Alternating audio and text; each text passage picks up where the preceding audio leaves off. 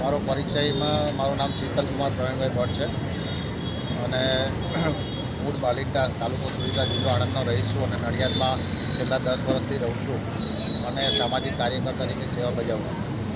કર્ણાટકમાં 9મી ઓગસ્ટે જે ઘટના બની એ ઘટના ખૂબ જ વખોડવા જેવી અને ક્રૂરતાપૂર્વકની જે હત્યા કરવામાં આવી ડૉક્ટરની એને ધ્યાનમાં રાખી અને આ જે બીના બની છે એમાં મારી દીકરી જે માન્યા ભટ્ટ છે કોલેજ કરે છે અને દીકરો જે છે એ કોમર્સમાં ભણે છે 11 કોમર્સમાં. એ બંનેને એવો વિચાર આવ્યો કે આપણે આ ઘટનાને વખોડીએ અને એના માટે કેન્ડલ માર્ચની મૌન રેલીનું આયોજન રાખીએ.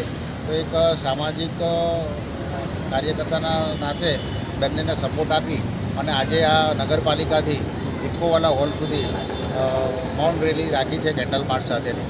અને આપણા દેશમાં અને ખાસ કરીને જ્યારે કલકત્તામાં ઘટના જ્યારે બની છે ત્યારે આ ઘટના ખૂબ જ ગંભીર પ્રકારની છે.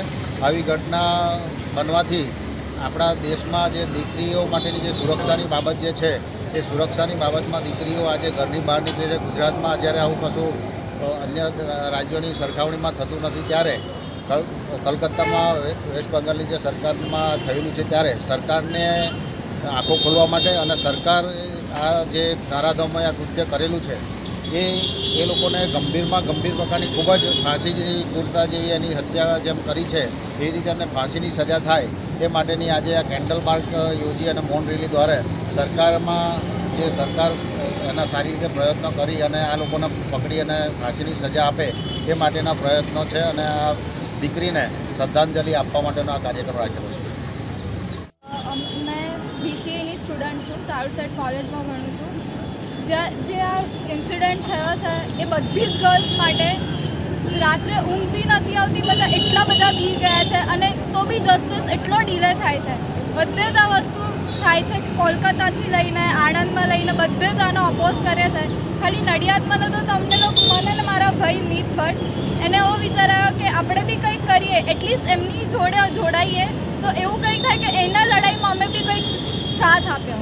અને we are requesting to the government and to the our justice કે પ્લીઝ આને જલ્દીથી જલ્દી જસ્ટિસ મળે તો અમને લોકોને બી ફીલ થાય, અમને લોકોને બી સેફ ફીલ થાય ઇન્ડિયામાં રહીને કે અમે ગર્લ્સ એઝ એન ગર્લ્સ અમે બી સેફ થાય. આટલી બધી લેડીઝ આવી છે એ બધા બી સેફ ફીલ કરે. આ ઇન્સિડન્ટ પછી કોઈને સેફ ફીલ નહીં થતું રાત્રે નીકળવામાં. કંઈ બધી વસ્તુમાં લેડીઝને જ કેમ બીક લાગે? પહેલાં બી બધાની પરમિશન લેવાની, બધું કરવાનું, તો બી લેડીઝ જ સેફ નથી. ઇન્ડિપેન્ડન્સ ડે આપણે સેલિબ્રેટ કર્યો એમાં ખાલી મેન્સ જ ઇન્ડિપેન્ડન્ટ છે, લેડીઝ ઇન્ડિપેન્ડન્ટ નહીં. આજ નાનાથી નાની છોકરીઓ છે એ લોકો બી કેમને સેફ ફીલ કરશે આપણા ઇન્ડિયામાં જો આવું ને આવું રહ્યું? તો એટલે જ અમે લોકો આજે કેન્ડલ માર્ચ કાઢી છે અને મૌન કેન્ડલ માર્ચ કાઢી છે, જેનાથી બધે જ મેસેજ જાય અને બધા જ એને સપોર્ટ કરે, બધા ઊભા રહે આ ડૉક્ટર મોમિતા માટે.